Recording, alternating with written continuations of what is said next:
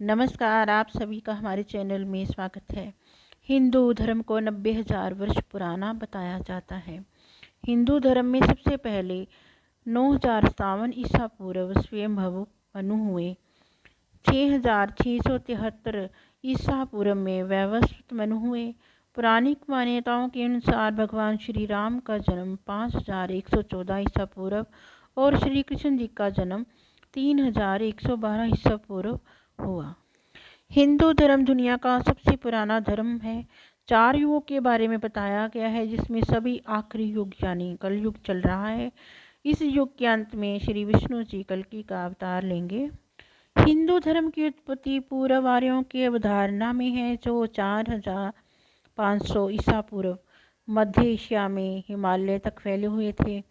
इसमें भी डॉक्टर मुईर जैसे वैज्ञानिकों का मतभेद है। कहते हैं कि आर्यों की ही एक शाखा ने अवस्तिक धर्म की स्थापना की। इसके बाद क्रमशः यहूदी धर्म 2000 ईसा पूर्व, बौद्ध धर्म और जैन धर्म 500 ईसा पूर्व, ईसाई धर्म 2000 ईसा पूर्व, इस्लाम धर्म आज से 1400 वर्ष पूर्व हुआ। धार्मिक साहित्य के अनुसार हिंदू समुदाय की कुछ और भी धारणाएं हैं। रामायण महाभारत पुराणों में सूर्य और चंद्रवंशी राजाओं की वंश परंपरा का उल्लेख है। इसके अलावा भी उनके वंशों की उत्पत्ति और परंपरा का वर्णन है। उस सभी को इतिहास सम्मत क्रमबद्ध लिखना बहुत ही कठिन है, क्योंकि पुराणों में उक्त इतिहास को अलग अलग तरह से व्यक्त किया गया है, जिसके कारण इसके सूत्रों में बिखराव और भ्रम निर्मित किया गया है। फिर भी धर्म के ज्ञाताओं के लिए ये भ्रम नहीं है, कल्प भेद से सत्य मानते हैं। हिंदू शास्त्र ग्रंथ याद करके रखे गए हैं। यही कारण है कि अनेक आक्रमण जैसे नालंदा आदि के प्रकोप से भी अधिकतर बचे रहे। इनकी कुछ मिथोलॉजी जैसे बातों से आधुनिक दुनिया नहीं मानती है, कुछ सत्य प्रतीत होने की बातों का मानती भी है। हिंदू समुदाय के इतिहास ग्रंथ पढ़ें तो ऋषियों मुनियों की परंपराओं को पूर्व मनुओं की परंपरा का उल्लेख मिलता है, जिन्हें जैन धर्म में कुलकर कहा गया है। 14 मनु माने गए हैं, जिन्होंने समाज को सभ्य और तकनीक संपन्न बनाने के लिए अथक प्रयास किए। धरती के प्रथम मानव का नाम स्वयंभू मनु था और प्रथम स्त्री शत्रुपा थी। महाभारत में 8 मनुओं का लेख है। इसी वक्त धरती पर 8वें मनु वैवस्वत की संतानें हैं। 8वें मनु वैवस्वत के काल में ही भगवान विष्णु का मत्स्य अवतार हुआ। हिंदू समुदाय की काल पानी सबसे बड़ी है। पुराणों में हिंदू इतिहास का आरंभ सृष्टि उत्पत्ति से माना गया है। ऐसा कहना है कि यहाँ से शुरुआत हुई, ये शायद उचित न होगा। फिर भी हिंदू इतिहास ग्रंथ महाभारत और पुराणों में मनु से भगवान कृष्ण की पीढ़ी का उल्लेख मिलता है। हालांकि इतिहासकारों की माने तो हिंदू समुदाय का आरंभ सिंधु घाटी की सभ्यता 500 वर्ष पूर्व समानांतर माना जाता है। वहीं ग्रंथों में लिखित दस्तावेज इससे कहीं आगे की बात करते हैं, परंतु कोई भी तथ्य सत्य पर आधारित नहीं है। इसके साथ ही अनेक साक्ष्य कभी कभी पसीने छुड़वा देते हैं। उदाहरण था सन 2019 में प्राप्त श्री राम के 6,000 वर्ष प्राचीन भित्ति चित्र को, जो इराक में भी मिले हैं। साथ ही कल्प विग्रह नामक शिव प्रतिमा की, जिनकी कार्बन डेटिंग आयु 28,450 वर्षों की गई है। ये सारे प्रमाण हिंदू समुदाय को कहीं अधिक प्राचीन बनाते हैं। लगभग 5,000 साल से व्यवस्थित विकसित हुआ है और 7 चरणों के रूप में देखा जा सकता है। दूरबीन एक दूसरे में है। कुछ हिंदू तब के अधिवक्ताओं का मानना है कि 12,000 साल पहले हिमयुग के अंत तक हिंदू धर्म को अपने संपूर्ण रूप में ऋषियों के लिए प्रकट किया गया था। हिंदू तब के इतिहास में पुरानी कथाएं सिर्फ समय समय पर इतिहास हैं, इतिहासकार गणना नहीं कर सकते। हाल ही के दिनों में हिंदू धर्म को खुला स्रोत धर्म के रूप में वर्णित किया गया है। अनोखा है, इसमें कोई परिभाषिक संस्थापक या सिद्धांत नहीं है। ऐतिहासिक और भौगोलिक वास्तविकताओं के जवाब में इनके विचार लगभग विकसित होते हैं। ये कई सहायक नदियों और शाखाओं के साथ एक नदी के रूप में सबसे अच्छे वर्णित है। हिंदू तब शाखाओं में से एक है और वर्तमान में बहुत शक्तिशाली है। कई लोग स्वयं को नदी के रूप में मानते हैं। लगभग 5,000 साल पहले कांस्य युग था, जिससे अब हड़प्पा सिंधु घाटी सभ्यता कहा जाता था।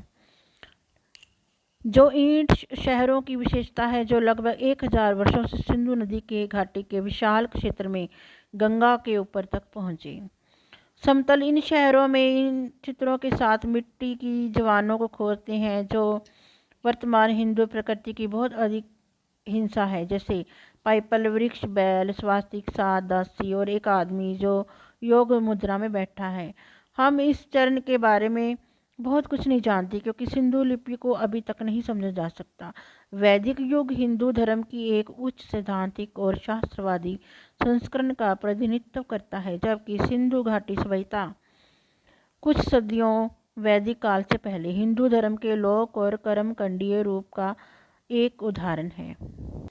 लगभग 3500 साल पहले लौह युग में वैदिक भजनों और अनुष्ठानों से पता चला जा सकता है, जिसमें हड़प्पा के विचारों के निशान होते हैं, लेकिन एक स्थायी शहरी जीवन शैली की बजाय एक खानाबदोश और ग्रामीण जीवन शैली के लिए डिज़ाइन किया गया है।